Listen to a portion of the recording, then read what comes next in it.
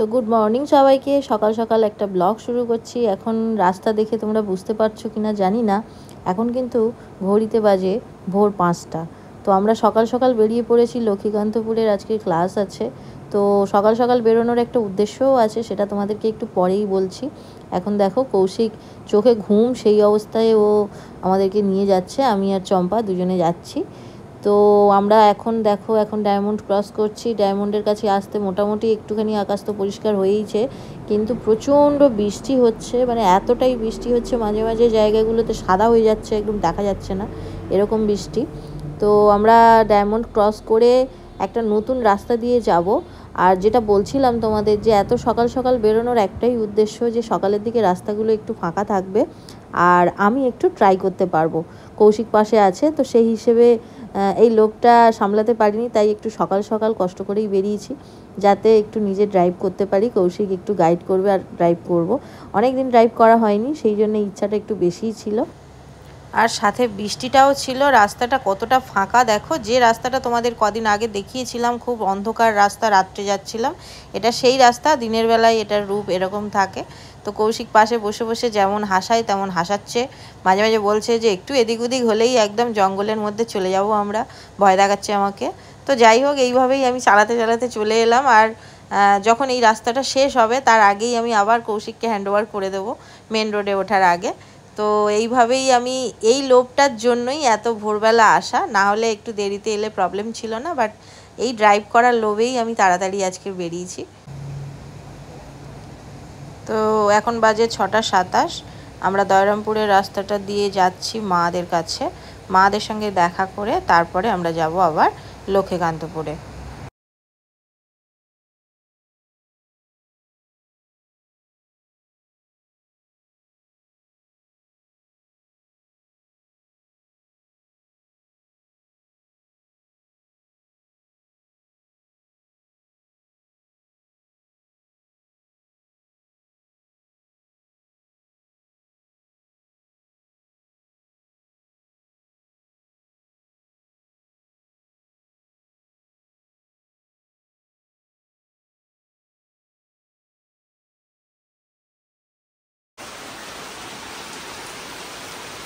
খেয়ে নিন, চা খেয়ে নিন। প্রচন্ড বৃষ্টি হচ্ছে বাইরে, মানে পুরো সাদা হয়ে আছে।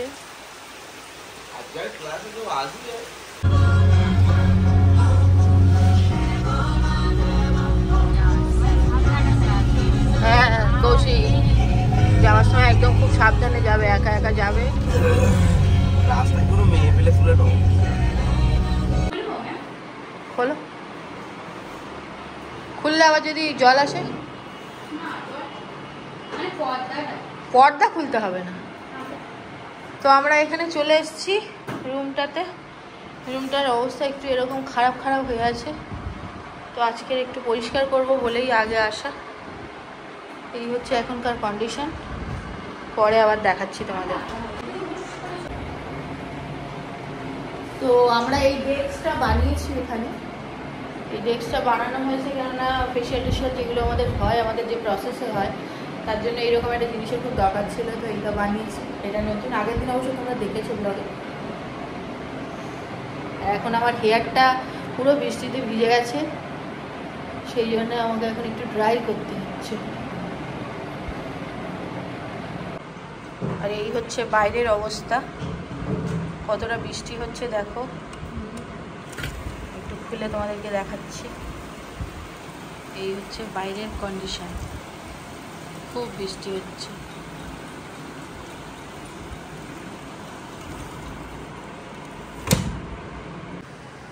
তো এই হচ্ছে আমাদের রান্নাঘর, যেখানে আমি নতুন সংসার পেতেছি।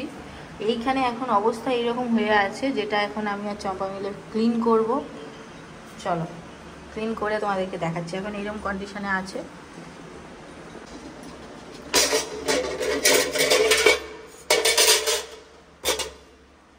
উবুর করে করে রাখো।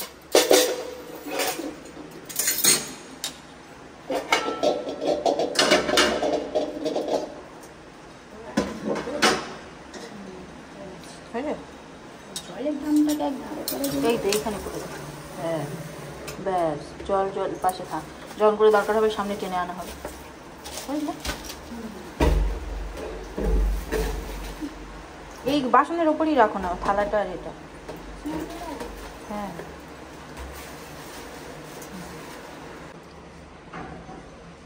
তো এই হচ্ছে আমার নতুন সেটআপ, দেখো।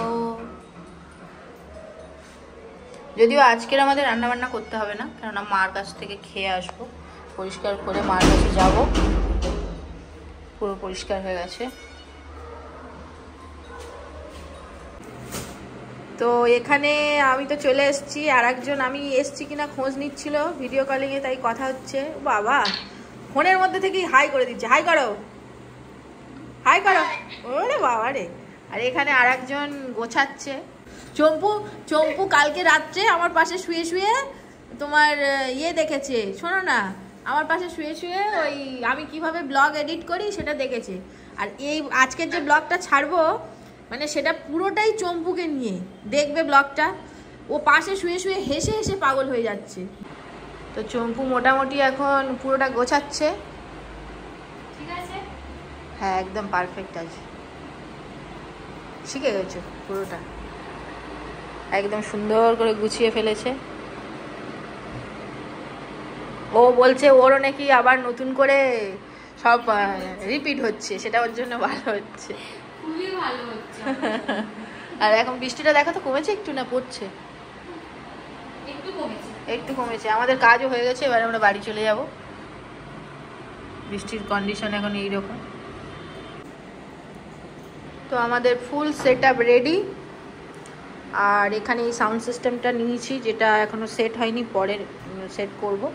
এইভাবে রেডি করে আমরা চলে যাচ্ছি বাড়িতে, তারপরে আবার খেয়ে দিয়ে রেডি হয়ে আসবো ক্লাসে।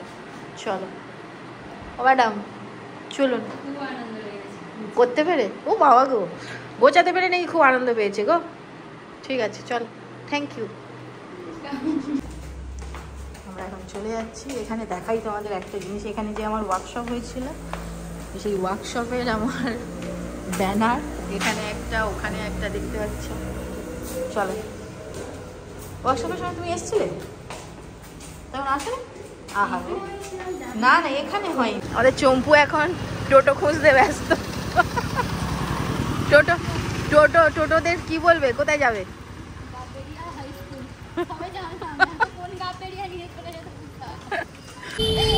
টোটোতে আমরা উঠে পড়েছি, মার খাবে এমন জোর না। মার কাছে যাচ্ছি, আগের দিন মার কাছে যাইনি বলে মার খুব দুঃখ ছিল, তো ওই জন্য আজকের একদম মাকে বলেছি তোমার কাছ থেকে খাওয়া দাওয়া করে তবে ক্লাসে যাবো। তো বাড়ি চলে এসছি।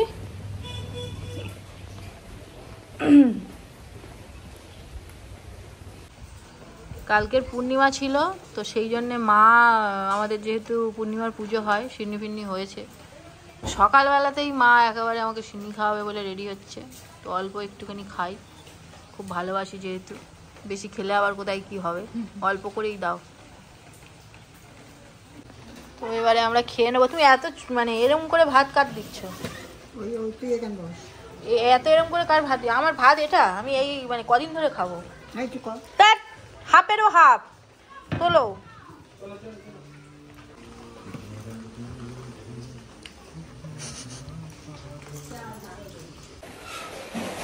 তো খাওয়া দাওয়া কমপ্লিট হয়ে গেছে, রেডিও হয়ে গেছি, চম্পা রেডি হচ্ছে, এবারে ও রেডি হয়ে গেলে দুজনে বেরিয়ে যাবো।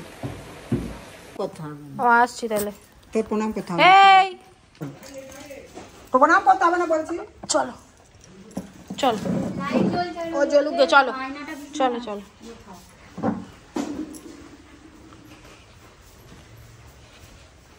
আসছি গো, আমার বাবা মাকে দেখো।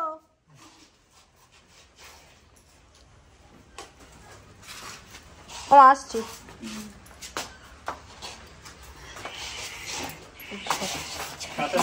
ছাতাটা নিয়ে না, আসছি।